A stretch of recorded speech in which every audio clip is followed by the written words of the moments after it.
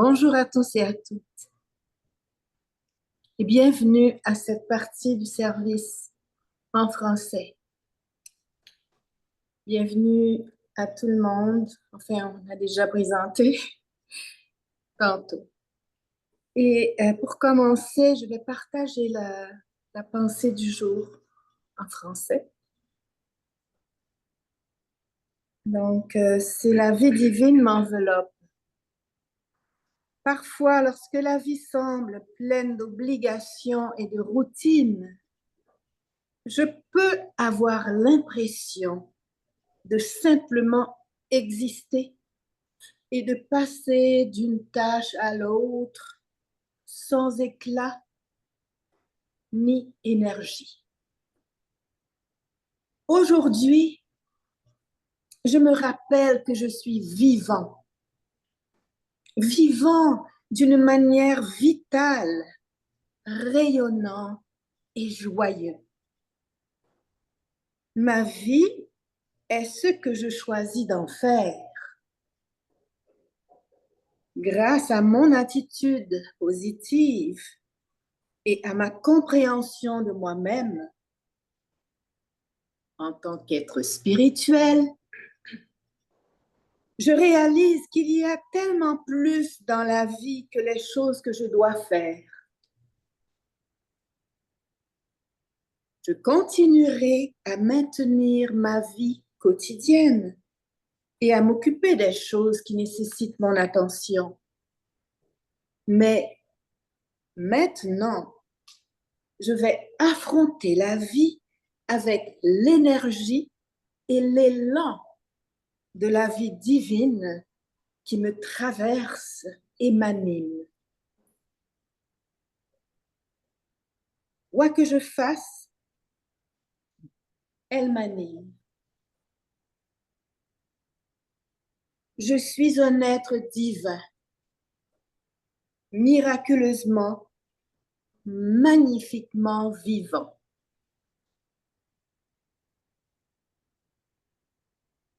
Et le passage de Luc, chapitre 20, verset 38, qui dit, « Or, Dieu n'est pas le Dieu des morts, mais des vivants, car tous sont vivants pour lui. »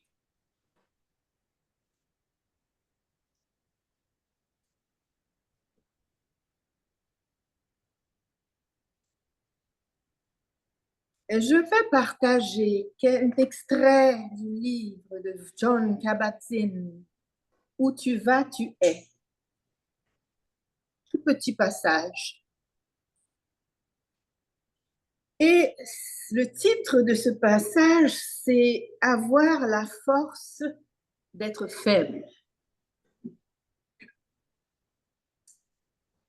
Si vous avez un caractère déterminé et volontaire, vous donnerez l'impression d'être une personne invulnérable que le sentiment d'infériorité ne peut toucher. Ce trait de caractère risque de vous isoler des autres et de vous causer, à vous et à vos proches, une grande souffrance. Des personnes mal intentionnées seront trop pressées de projeter sur vous une image de personnage hautain, insensible aux sentiments ordinaires.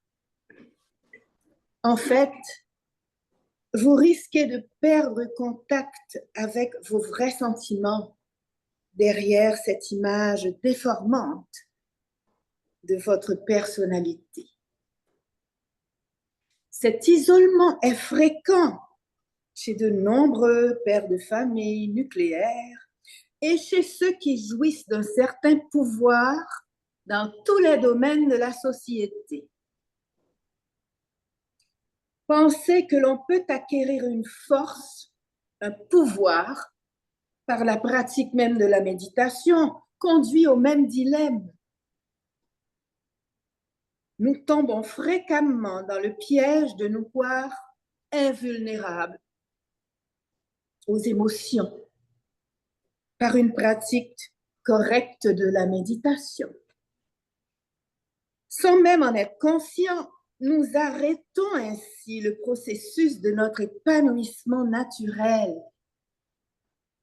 Nous vivons tous une vie émotionnelle. Lorsque nous nous en protégeons sous une carapace, c'est à nos risques et périls.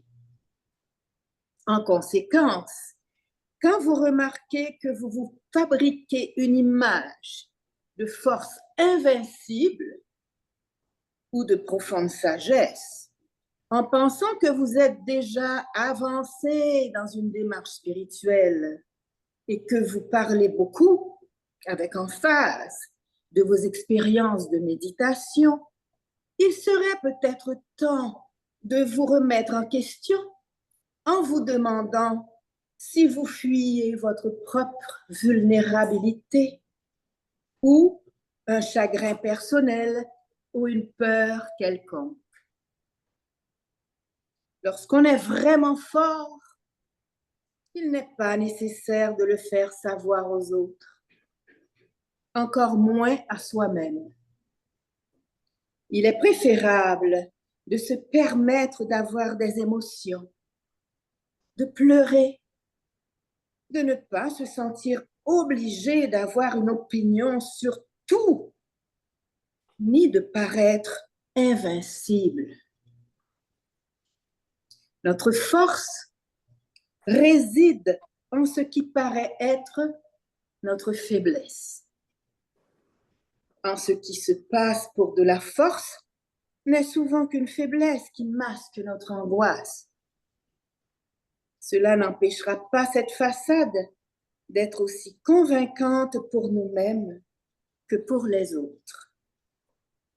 Alors, je vous demanderai de fermer les yeux. On va faire un petit exercice.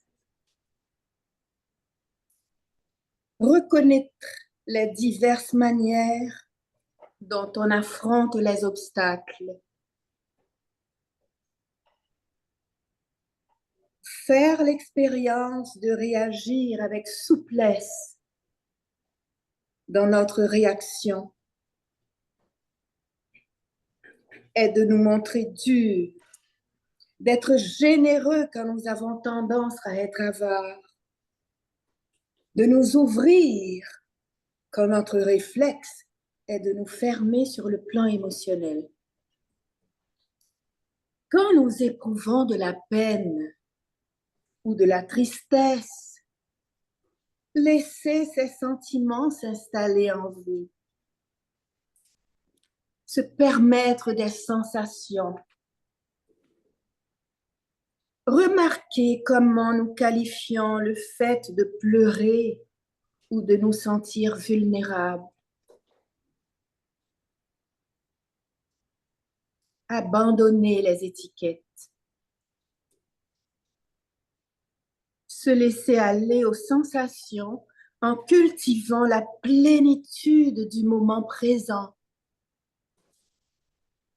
et en observant les qualificatifs de bon, de mauvais, de haut et de bas, de faible et de fort, jusqu'à ce que nous nous apercevions qu'ils sont inadéquats pour pleinement décrire notre expérience. Être avec l'expérience même, présent et vigilant. Faire confiance à votre force ultime.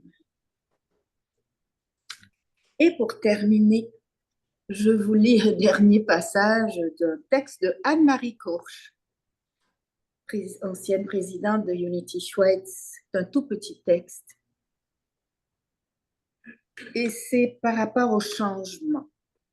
Les changements à venir peuvent aussi nous donner un sentiment d'étroitesse. Nous nous cachons alors volontiers dans notre repère habituel. Et même si nous savons qu'il deviendra difficile à supporter, nous y demeurons. Que souhaitez-vous changer?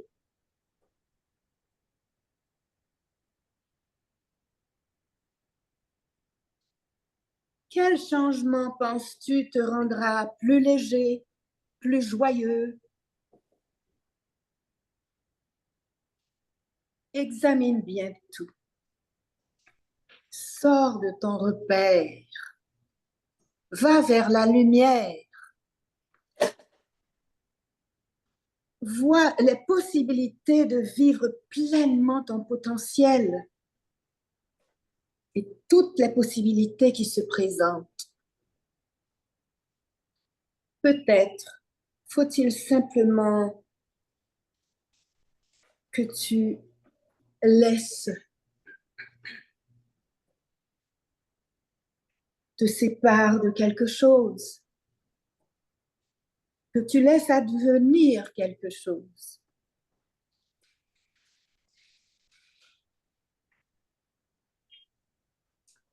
Que souhaites-tu changer?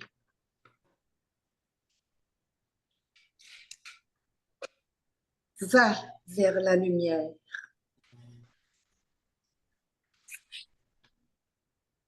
Et pour conclure, nous allons penser aux paroles de cette prière de Unity, qui est la prière pour la protection.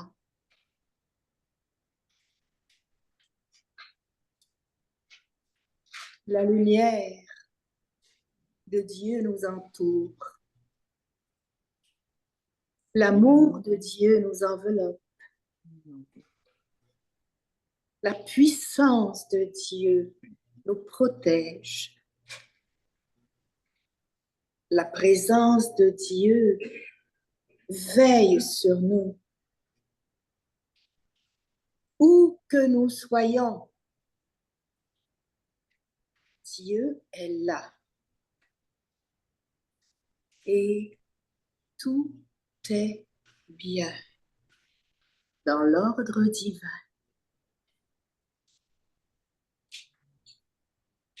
Merci beaucoup de votre présence, pour votre écoute. Je vous souhaite une magnifique journée remplie de lumière et à la prochaine. À la prochaine. Merci beaucoup, Sandra. Merci. Merci à vous tous aussi, Mamaya, révélatrice, à tous ceux dans vos sanctuaires qui ont participé aujourd'hui pour nous rendre le service agréable. Merci à Susan, Daniel, Laetitia, Nadia pour sa présence et nous a rejoint un peu plus tard, c'est Donna. Oui. Merci encore, à bientôt tout le monde. Okay, bye-bye. Wilma, do you have a minute?